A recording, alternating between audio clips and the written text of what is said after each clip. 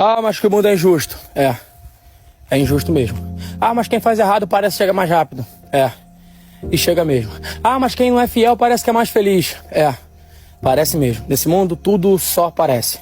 Mas quem quebra princípio não permanece. Constrói da forma que for. Se não for certa, não vai prevalecer. Então para de se comparar aos outros. Ah, mas que não sei o que. Não tem desculpa. Você não tá competindo com ninguém. Não. Você não tá numa corrida contra ninguém. Se você de hoje é melhor que você de ontem, tu já ganhou a parada.